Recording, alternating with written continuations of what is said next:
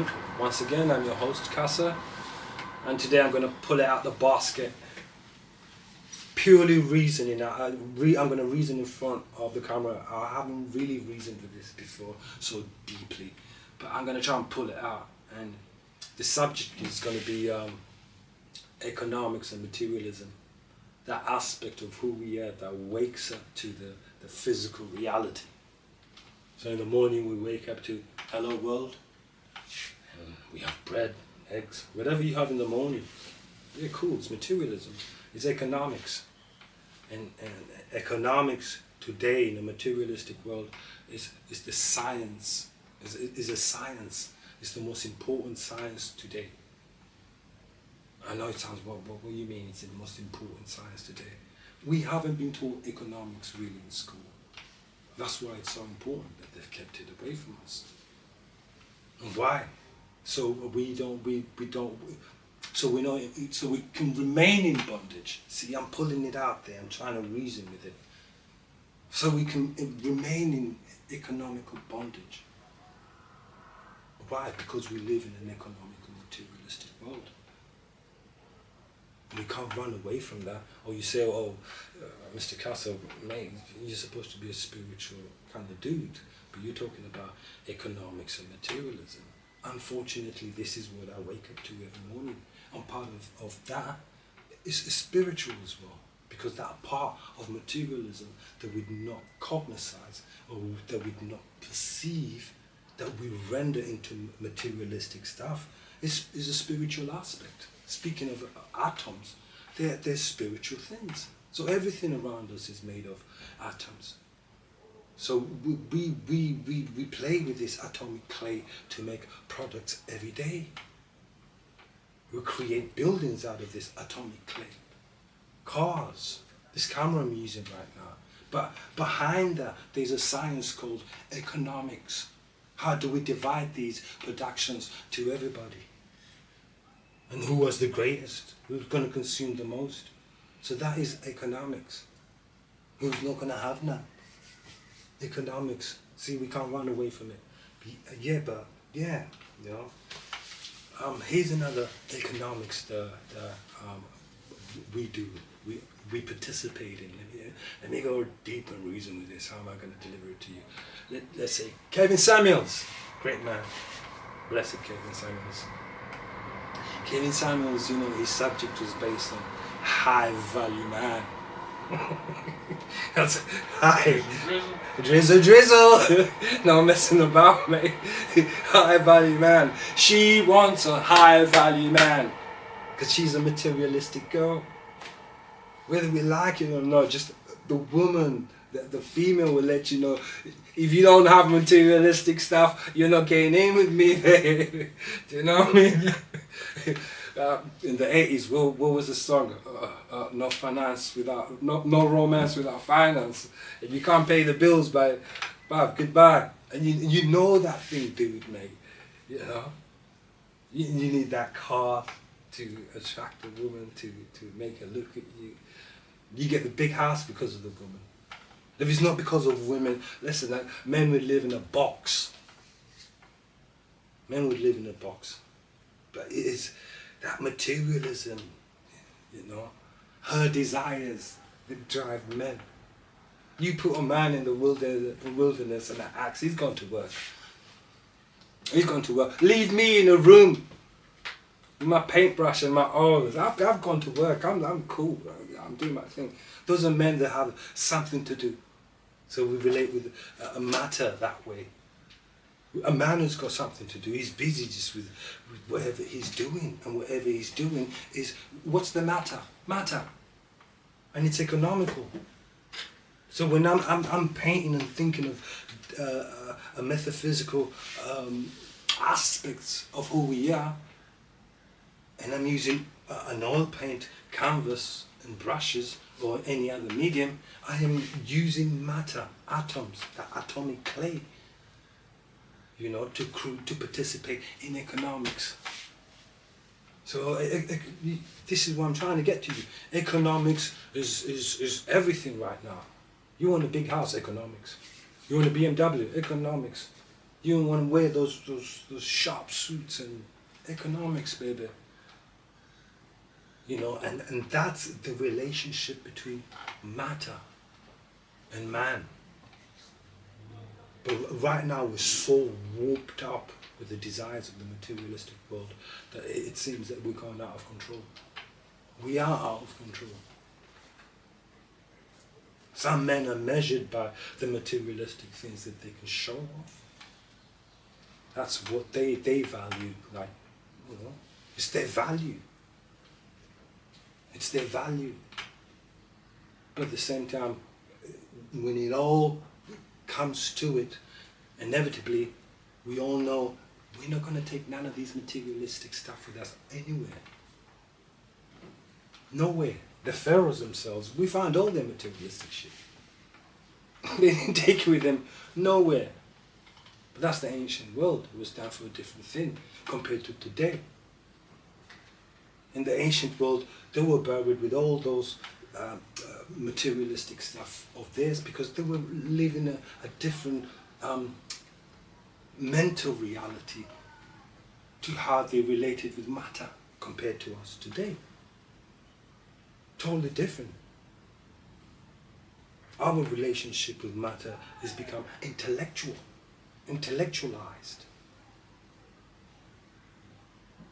We have so many different pairs of shoes. It's amazing. Intellectualism. So we're using intellectualism on a different level to relate with matter than the people of the ancient world. I bet they never had an intellectualism that we have today. And we don't have the kind of mindset that they had. Clairvoyant mindset. You know, all that stuff that maybe CIA is doing undercover, all those mind control projects and stuff like that. That's the kind of mindset they had in the ancient world, in the temples. And that's how they related with matter. Us today, we don't. No. Our priests wear white coats in laboratories, making you cereals. Cornflakes. Making you cereals. Yeah. Cornflakes. Poisoning the American cereals. You know, Pop. Rice pop. popping them brain cells. Popping them. This is our intellectualism and how clever it can get. Yeah, you could see how destructive it could get. Economics, baby. Economics. Who would have thought that in 2,000 years human beings would be eating rice from a box that pops when you put milk in it. Pop, and it sometimes comes in different colours. Microwave rice. Microwave rice. Economics. Microwave everything. Yeah, microwave everything. Frozen dinners and stuff like that. Iceland. Economics is something else. Iceland, people who eat from. Go ahead. Do you think that it's plausible to be both rich and spiritual at the same time? Oh yes. If so, could you explain how retaining material wealth and being spiritual can go It depends. It depends on the individual. Why There's so? rich men that probably help a lot of poor people. You know, donate to certain charities that actually help people. But I'm not talking about your Bill Gates and stuff like that. That's not what I'm talking about. There's some good, wealthy people out there. I'm not going to put them all in one bunch. You know, this is the world I'm in, and I'm just reasoning with it. Like I say, I'm sure there's wealthy people out there who do help the poor communities, maybe opening up hospitals and all kind of stuff like that. Do you think the material world is controlled by human economics or by a force that's unknown to man? Ooh. Now that's a metaphysical question, a good one as well.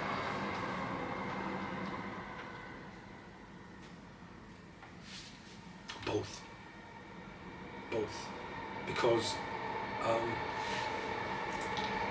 if you look around, or if you read the Bible, you'll come across at the beginning of the book of Genesis how angels brought the creativity of smelting metals and making bread and making all kind of stuff. And even in like Greek mythology, Prometheus brought fire to man. So it's in history or in mythology that somehow our creativity, yeah, or our relationship with matter, just the story of Prometheus alone, our relationship with matter is kind of like given to us, and maybe we could say it's governed from beyond our reality. For an example, now you find an alien. Nowadays, they say they find an alien spaceship in the middle of Nevada or somewhere else like that, and then the scientists take it. You know about ancient aliens? No, I mean a spaceship that they find maybe out there somewhere, and the scientists take it and then convert the technology to a technology where they can understand. Do you believe that's happened? I Do you believe alien ships have fallen on believe planet Earth and they've somehow reverse engineered them? Yes, and all that stuff? yes, I definitely believe that. I think that's what happened with in World War One and World War Two. How did the Germans get that initial technology to start creating those stuff? Even the Americans never had them. That's why the operation is a paperclip where they got the scientists from. You don't believe it's just like the highly autistic individuals who have like even that. I think about it, it's like the human brain is like a computer. It receives and produces. It's like it takes in information and also releases information. So we are getting higher data from higher beings. You could call them angels, we can call them fallen angels, we can call them Elohims, but there is those higher beings that are in a cosmic evolution, and we are part of it. We are part of their cosmic evolution through the universe. They say angels, one angel on the right, another angel on the left. So these principles are popped into our religious ideas and concepts. So somehow, you see, that question leads us to a deeper questioning of our mind, of who we are, if we're related, if we are receiving data from cosmic space. I think everyone receives data from cosmic space because we take in light, essentially. My point. All of our senses are receiving. My point. Just today, it's hot. Where's that coming from? The sun. And the sun is not in the earth, it's outside of the earth. And it's giving us not just light, that light is data, like you said. It's information. You know what it's like in the West, especially in England, we know what it's like when it's not a sunny day.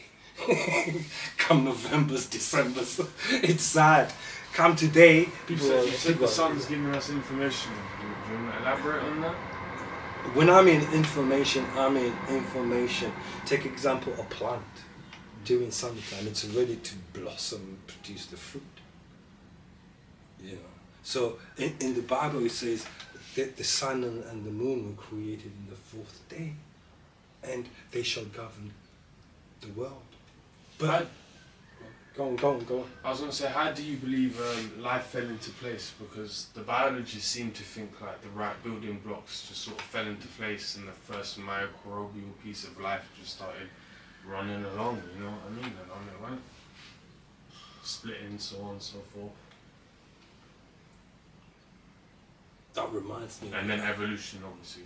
That reminds me of the cell division. Yeah. That's what they say. That's why it's a deep issue, because it does happen in the cell. Yeah. Yeah. It does happen. We have cell divisions. We know evolution is real. It's just how deep is it? How efficient is it? How real is it? But imagine. Is it being driven, pushed, or yes, guided in a certain direction by something that we don't know or understand? Exactly. So, like I'm saying, like our evolution is cosmic. Planet Earth is in the cosmos. It's in the solar system. So if I'm like, okay, what if if man did not begin on planet Earth? Like it's stated in the Bible. Let us make man in our image and likeness. Why would you say man began on a spaceship or in another planet way before Earth came into being? And it sounds like I'm making this theory up. Oh, yeah, oh, he's making his own So theory. what about the dinosaurs and all that stuff? But that's on Earth. Yeah. That's on Earth. Yeah.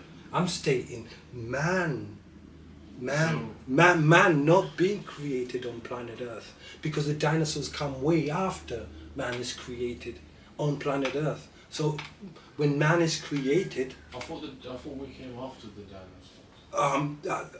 On planet Earth, On planet Earth. yes, maybe, but the original man did not begin on planet Earth. Wait a minute, it sounds like I'm making this up, but that's the book of Genesis. When in the book of Genesis, when man is first made, it states, "Let us make man in our image and likeness." They made this man. They made him and her. We don't know what that is, and we don't know what the Elohims look like. So we don't know what that man looks like. And then they bless him. They give him superiority over all the creatures that were there, whether in the sky, in the water, on the earth. And then after that, they tell him to multiply. And the sentence after that is, paradise and earth was not yet formed. But that's if you take the Bible literally. I'm not taking it literally, I'm just saying what is written there. Yeah. So it's telling me when man was created, and I'm not a religious person, I'm not Christian, they're telling me that planet Earth was not yet formed. And then after that comes the creation of Adam with the earth and the breath from the Lord.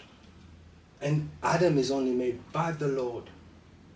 So you see there's these little metaphysical aspects of cosmic tell being told in the book of Genesis. Unless you go pick into it yourself, you will never see it. The preacher man, economics, he wants your money. Right? The God of man's creation is economical. He wants your money. That's why the Vatican is so rich, and you will never attain such theories from them lot. But yeah, it's in the book. It's not something I'm making up. What's in the book? What I've just said about man not being made on earth. Adam, if you believe in the Bible, you're going to that's believe what I'm the saying. Story in the Bible. That's what I'm take saying. It into account as what happened. But the problem is a lot of Christians have not read that or do not read the Bible. No, they're just Christians because they go to church and a man stands in front of them in the pulpit and guides their egotistical development, their psychological development. I agree. Your spiritual psychological development is being herded like a ship to a direction wherever his interest is, and usually his interest is economics. He wants your money. He wants you to stay dumb, and he wants your money. He does not want you to read that book of Genesis for yourself, because then you want to, okay, what's going on? And you read it again, you read it again, you read it again, and sometimes it becomes a bit complicated for most people because they haven't studied history, mythology, or even they have no knowledge of cosmic principles. There's very few people on earth who have near-death experiences that can say, okay, I've had this death experience that I can reason with in regards to reality. Very few. So most Christians are like people of faith and non-experiential dynamics. We just, like they say it in the Matrix, hope. Your source of strength and weakness, which is so true. You know, we have to give up hope and go and search for it. Get on the path to searching for the truth. Because, like I said, in the material world, it's all economics. If we start digging into spiritual knowledge or so, someone comes in the way. A preacher man will come in the way. And inevitably, you'll be giving him something. Your path of knowledge of self is for you and people of your like mind. People who want to become in knowledge of self. A preacher man can never ever give you that. Put you upon the path of knowledge of self. A preacher man will lead you to God or Jesus, and those are the paths there. And you know what you're going to get from there. But when you enter into that path of knowledge of self, you got to deal with materialism. It's not just our spiritual path. You got to deal with economics because you live every day. It's part of it. You are in it. You are in the shit. This is why you came into the universe, and you're here experiencing reality. But unfortunately, I think, like we were speaking about, something outside of our dimension has jacked our maybe our psyche, our reality. I haven't pinpointed it yet because I don't know everything. I know what I know, and I know what I know. It leads me to asking more questions. So yes, something has hijacked our dimensional reality, our data that comes into the planet. Maybe someone's hijacked the sunlight on the way to planet Earth. How about that weird metaphysical principle now? Let me take it spooky. Someone's hijacked this light that's coming from the sun. And through hijacking that light, because that light is what I call intellectualism to the human being, just like that light is food to the plant.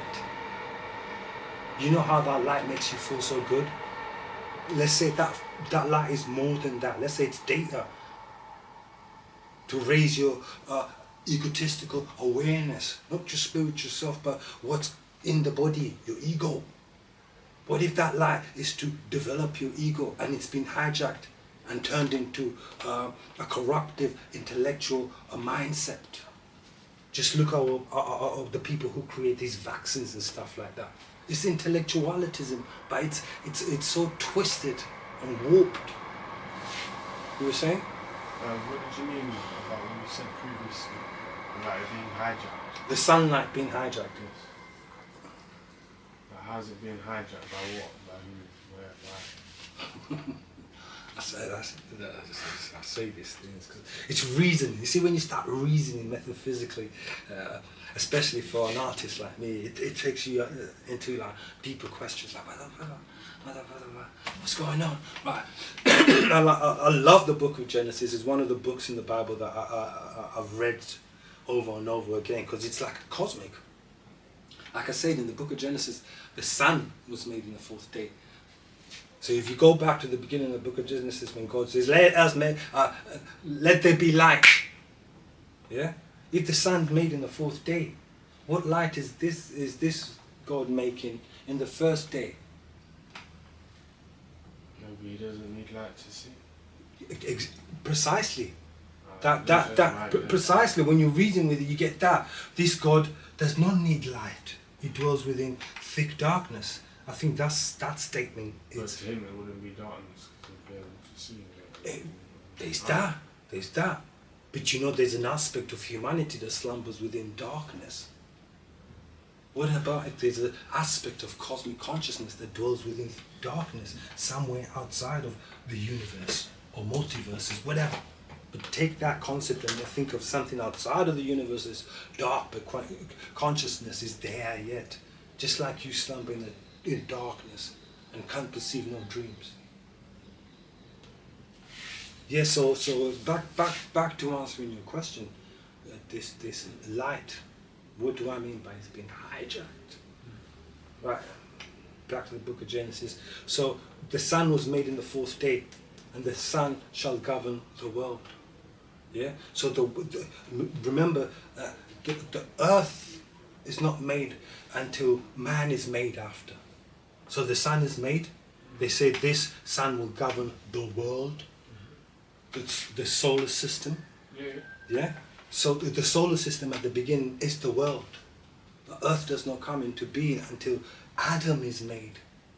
Or paradise on earth does not come into being until Adam is being created. Man is already created in a solar system in another planet. What if there were other planets before our planets? Well, there's obviously been other planets before our planet. What if that's what they're speaking about? That man is so ancient that he began before this solar system began. And then, like they say in the Matrix, reboot. What if the reboot is a solar system? You mean that's just... Yes, we're going to add more planets here, stuff like that. And then they brought in the sun, and the sun will govern these other planets that were there. And then they bring in the Earth later on.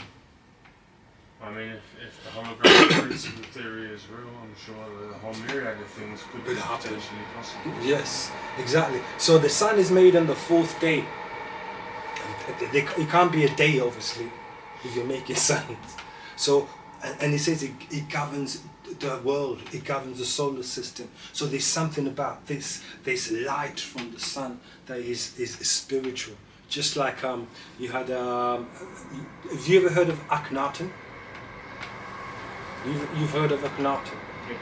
You know Akhenaten with his sun rays, and the Egyptians were talking about the sun rays being a spiritual thing. So yeah, this sun rays, what if it's been projected to planet Earth by beings existing on the sun? So now we're going back to the ancient world and going sun gods. But isn't Christ the sun god? Showing the sun, the helio and the fire on his chest. Isn't that sun principles? Isn't that something to do with helio, fire, sun, cosmic? So even your Savior has something to do with the sun. So that's what I'm saying. Okay, let's look at sunlight, and what if higher beings that even exist in the sun can now hijack that data? What if higher beings that exist in higher dimensions can hijack that data, manipulate it, and convert it, and then use it to whatever they want to do in order to control humans' cosmic evolution? Maybe that's why we've become so dumbed down. I mean, it's an interesting theory, but I personally think there'll be easier ways to control everyone. You know what I mean? Today, yes. Today, yes, because we become so intellectual and materialistic. Yeah, just let the person think they're gonna get wealthy, and you're gonna win the lottery or some shit like that. Yeah, because somehow we program like what's his name? Donald Hoffman. He says we're programmed for fitness, meaning like we're programmed for fucking. We're programmed for fucking. And we're also programmed for greed, materialism. So we need to have more of us, consume more. It's like we've lost senses of what the hell's going on. I mean, really, have we really been turned into consumers, just consumers? I have friends that you go into their garage, they have all kind of products that they've bought, and they're just piling up the garage.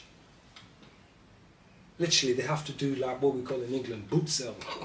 Nowadays, they sell the products on eBay. You've brought so much junk and shit that you don't use. You know what I mean? That you're selling it on eBay. This other place, they sell used clothes. Is it Etsy? We have so much used products that we consume that we don't need them. And it's not, most of them we don't get any value out of them. And now even the art world is filled with that. Artworks that you cannot attain no intellectual, spiritual, nothing out of them. They're just a piece of canvas with splash, splash, splash. And then you look at it and what am I, okay.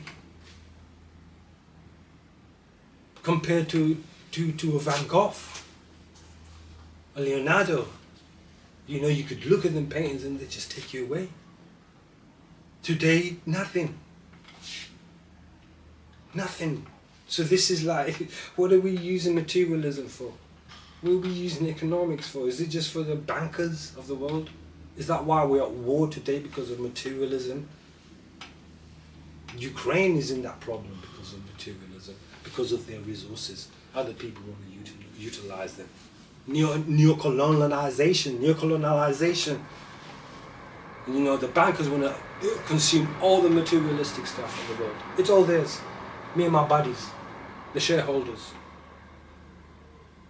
Larry Flint. Huh? Larry Fink. Larry Flint? Fink. Do you know what I mean? Wants to conquer Bitcoin. Do you know just go back and think, how much is Bitcoin? Back in the days, $1. Look at the price of it today. And what is it? Numbers on the computer.